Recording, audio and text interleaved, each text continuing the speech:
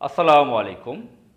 সুপ্রিয় দর্শক মণ্ডলী, মেহের আফরোজ শাওন ভারতের এজেন্ট। এই কুখ্যাত মহিলা কিভাবে বিপ্লবের বিরুদ্ধে অশ্রাব্য ভাষায় গালি দিতে পারে, এই সাহসটা পাচ্ছে কোত্থেকে? হুমায়ুন আহমদ বাংলাদেশের বিখ্যাত কথাসাহিত্যিক ছিলেন। বাংলাদেশের কোটি কোটি মানুষের হৃদয়ের জায়গায় ছিলেন এই কথাসাহিত্যিক হুমায়ুন আহমদ। তিনি এই এই ডার্টি চরিত্রের নারীকে বিয়ে করেছিলেন। এই বিয়েটা করার পরও তিনি অনেক সমালোচিত হয়েছিলেন। একজন লেখক দাবি করছেন যে এই বিয়েটা তিনি ইচ্ছে করে করেননি, এটা টার্গেট করে তাকে চাপিয়ে দেওয়া হয়েছে, তাকে ব্ল্যাকমেইল করে এই বিয়েটা তার সাথে করিয়ে দিয়েছে। মেহের আফরোজ শাওনের মা দুবার সংরক্ষিত আসনের এমপি ছিল আওয়ামী লীগের। তো তাদের সাথে ভারতের কানেকশন আছে।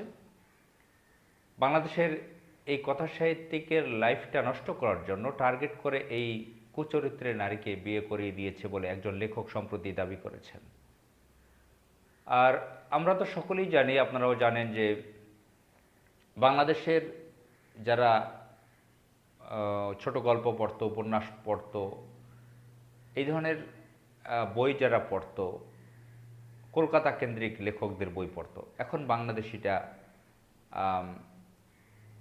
কি বলে এটাকে, হুমায়ুন আহমদ এটার মোড় ঘুরিয়ে দিয়েছিলেন। তিনি লিখেছেন ছোট গল্প, উপন্যাস, বিভিন্ন গল্পের বই, সাহিত্য, সেগুলো পড়তো বাংলাদেশের লক্ষ লক্ষ পাঠক।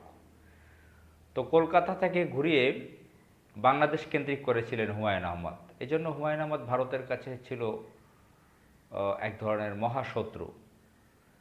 তো এটাকে, এই বাংলাদেশকে ধ্বংস করার জন্য, বাংলাদেশের সাহিত্যকে ধ্বংস করার জন্য হুমায়ুন আহমদকে ষড়যন্ত্র করা হয়েছে।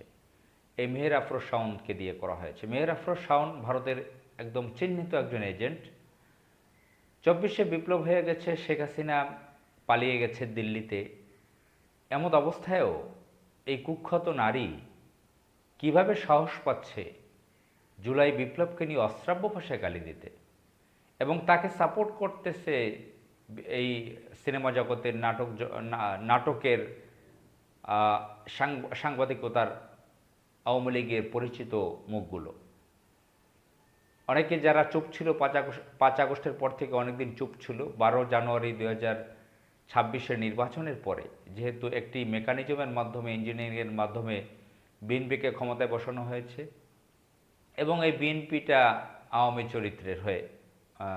চরিত্রের অনেক বিএনপি ঘোষণা দিয়ে তারা আওয়ামী লীগকে আওয়ামী লীগ ঘোষণা দিয়ে, যেহেতু তারা নিষিদ্ধ দল, আওয়ামী লীগের যারা ভোটার আছে, যারা আওয়ামী লীগকে ভোট দিত, তারা বিএনপিকে ভোট দিয়েছে। তাদের সাথে একটা সমঝোতা হয়েছিল, শিলং সালাউদ্দিনের সাথে সমঝোতা করেছিল শেখ হাসিনা দিল্লিতে। তো এই যে হিন্দুদের ভোট, তো এগুলো তাদের পরিকল্পনায় ছিল, মাস্টার প্ল্যান করে এগুলো করেছে। তো এখন বিএনপিটাকে তারা মনে করতেছে আমাদের দলই ক্ষমতায় আছে, আওয়ামী লীগ ক্ষমতায় আছে, বিএনপি দিল্লির এজেন্ট হিসেবে আমরা আছি। এই দলটা দিল্লির এজেন্ট হিসেবে পরিচিত তাদের কাছে। তো এই যে ধরেন, এখন যারা নাটকে কাজ করত, আওয়ামী লীগের হয়ে অনেক লাফালাফি করত, সাংবাদিকতায় ছিল, তারা আজকে মেহের আফরোজ শাওনের সুরে সুর মিলিয়ে কথা বলতেছে। অনেকে চুপ ছিল। এই ঘটনা আমরা এখন দেখতে পারতেছি। তো বিপ্লবোত্তর বাংলাদেশে এই চেহারা আমরা কেন দেখব? আমরা এর বিচার চাই। আমরা বিপ্লবোত্তর পর্যায়ে বাংলাদেশে এই ভারতের এজেন্টদের এই লাফালাফি সহ্য করতে পারছি না। আসসালামু আলাইকুম।